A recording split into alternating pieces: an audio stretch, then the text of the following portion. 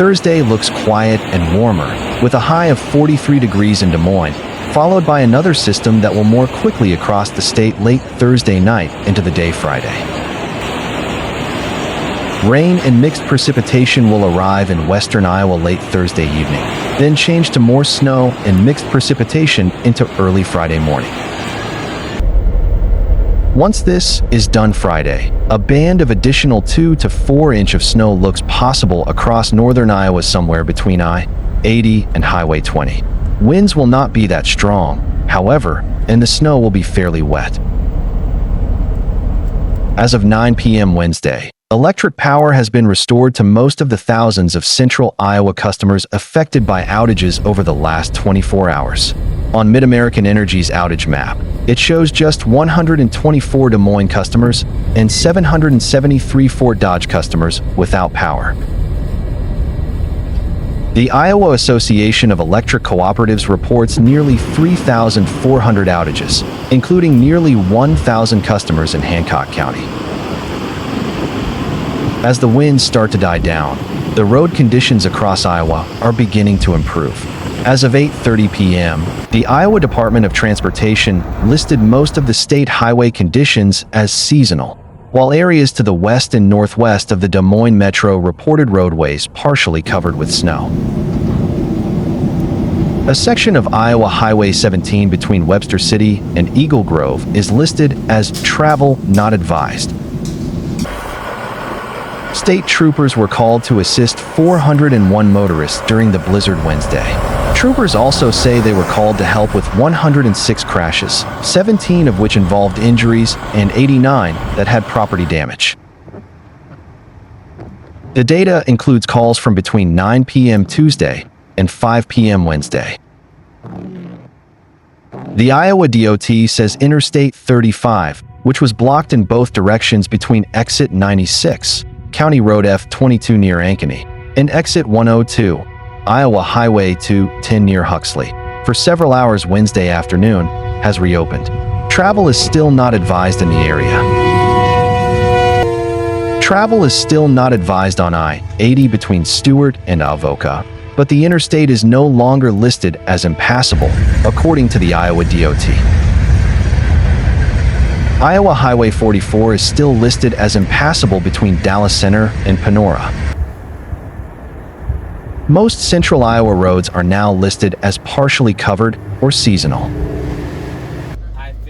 Des Moines Municipal Code requires property owners and tenants to remove snow and ice from sidewalks within 48 hours following the end of a snowfall. Property owners and tenants who do not comply are subject to a $75 administrative penalty for a first offense and larger penalties for repeat violations over a period of 3 years. To report a sidewalk that hasn't been cleared after 48 hours, call our Des Moines Public Works 24-hour customer service center at 515-283-4950 or file a report online using this form or on the city's mobile app. As of 4:15 p.m., Mid-American Energy Company was reporting about 4,000 customers without power, including 1,938 in the Des Moines area and 1,814 in Fort Dodge. Mid-American spokesperson Jeff Greenwood said crews are facing strong winds and limited visibility as they work to restore power. If the visibility is zero, it's very difficult for them to be able to do the troubleshooting work they need to do, Greenwood said. The snow wasn't really the key issue. The challenge has been the winds. Greenwood said crews from Kansas, Michigan, and Indiana came to Iowa to help out. At the peak of the storm, Mid-American Energy reported 30,000 outages. Workers were able to cut that number in half in the overnight hours. We try to focus on the outages that affect most customers first, and then we work our way down all the way down to a single customer, he said. Greenwood said they hope to restore power to most Des Moines customers by 7 p.m. Wednesday and the rest of customers by midnight. He said if you're still experiencing issues, contact them. The Iowa Association of Electric Cooperatives was reporting nearly 3,700 outages, down from about 6,200 at 10 a.m. The blizzard warning set to expire at 3 p.m. Wednesday was canceled about 30 minutes early. Strong wind gusts up to 55 miles per hour are possible through early evening, so a high wind warning remains in effect until 6 p.m. A winter weather advisory is also in effect through 6 p.m. for patchy blowing snow. Nearly every flight departing and arriving in Des Moines has been delayed or canceled, according to the airport. Flight ESM shows dozens of delayed flights. The next flight scheduled to depart on time is at 5:14 p.m. from Des Moines to Detroit. Counties south of I-80 are no longer under a blizzard warning, according to the National Weather Service. The warning will stay in effect for central and northern Iowa counties through 3 p.m. due to the high winds, which can blow snow and limit visibility. While roads are still listed as impassable by the Iowa DOT, westbound lanes of I-80 have now reopened. This comes hours after parts of the interstate had to be shut down due to numerous crashes. With shovels, snowblowers, and snowplows, Minnesotans got to work Wednesday digging out from a major late winter storm that walloped southern and eastern parts of the state with heavy snow, howling winds, and blizzard conditions.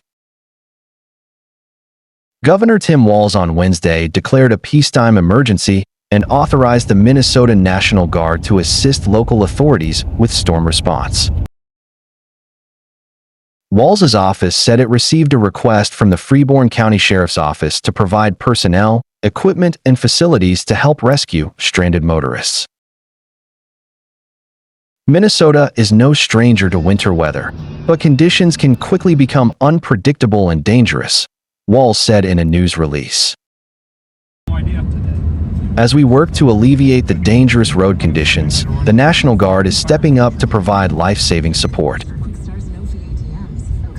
Drifting snow and whiteout conditions prompted the Minnesota Department of Transportation to close many highways across the southwest and south-central parts of the state, including long stretches of Interstate 90 between Luverne and Albert Lea, for much of the day Wednesday. MNDOT said those closures, which also included State Highway 60 between Worthington and Mankato, ended at 1:30 p.m. Wednesday, though officials were still advising no travel. Roads are completely or partially covered with compacted snow and ice. MNDOT's District 7 in south-central Minnesota reported early Wednesday afternoon. Strong winds with blowing and drifting snow are expected to continue through today. The Minnesota State Patrol reported nearly 600 crashes, spinouts, and vehicles in the ditch along highways across the state between midnight and 12:30 p.m. Wednesday, including 27 jackknifed semis. Scott Morgan is Assistant District Engineer for Maintenance Operations for MNDOT's District 7. He told NPR's Morning Edition that Tuesday's rain created a layer of ice beneath the snow that fell overnight. We've still got people out in plows trying to get roads opened up again, but it's an uphill battle. The visibility is really reduced, and as they're plowing the snow, of course, it comes across and makes it even worse for them as they're on the roads, Morgan said early Wednesday. Along I-90, there's places where it's glare ice out there, he said. We've got some drifts that are crossing the road, all the way across, that we're trying to get broken open, too. It's just a mess right now. Both Minneapolis and St. Paul declared snow emergencies, meaning special parking rules are in effect to allow plows to fully clear streets.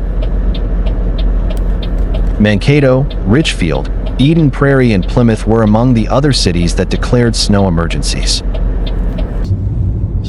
Metro Transit suspended bus service in the Twin Cities for about 4 hours on Wednesday morning due to poor road conditions. It resumed just before 10 a.m., though Metro Transit said there could be lingering delays. It is a consequential decision. We know transit's an essential service for people across the region, so we don't make that decision lightly, said Metro Transit spokesperson Drew Kerr. This morning, we started to pull buses out of the garages, get them on the road. We discovered in doing that they were having a very difficult time, as all people that were out on the road this morning would appreciate and know. Light rail and North Star service continued to operate as usual. Minneapolis-St. Paul International Airport reported more than 250 delayed or canceled flights as of 1:30 p.m. Snowfall reports relayed by the National Weather Service on Wednesday included 13 inches near Denison and 12 inches in Credit River, south of Prior Lake. There were reports of 11.8 inches of snow in Woodbury, 11.5 inches at Elko New Market, and 11 inches at Stillwater and Owatonna. The official total at the Twin Cities Airport as of noon was 9.5 inches. Prior to this storm, MSP had received only about 16 inches of snow all winter. No matter how much of the wet, heavy, concrete-like snow fell, strong winds caused a lot of blowing and drifting. North winds gusted in excess of 45 miles per hour. Many school districts delayed or canceled classes on Wednesday or moved to online learning. School districts closed Wednesday included Anoka Hennepin, Mankato, and Rochester. St. Paul Public Schools moved to online learning, and Minneapolis Public Schools canceled classes for grades pre-K through 5, with e-learning for grades 6 to 12. Middle and high school students must have an e-learning day in order to be sure that MPS meets the state-required instructional hours, the district reported early Wednesday. Find a full list of school closings and delays below. The combination of wet, heavy, concrete-like snow and those strong winds gusting to 50 miles per hour or greater have led to power outages across the region. Utility companies in the Twin Cities and Point South reported more than 10,000 homes and businesses without power as of 7:15 a.m. Wednesday.